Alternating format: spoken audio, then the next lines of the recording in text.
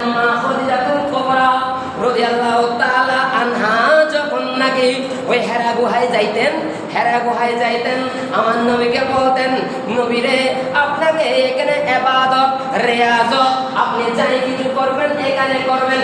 আল্লাহর পক্ষ থেকে যখন ওহী নাযিল হয় 23টা বছর ওহী নাযিল হওয়ার পর ওখানের ভিতরে আমার নবী পুরা 30 পারা কালামুল্লাহ শরীফ নাযিল হওয়ার পর উম্মতের মাঝে আমার আল্লাহ একটা বড় ধরনের গাইড দিয়েছেন হেদায়েতের বাণী হিসেবে।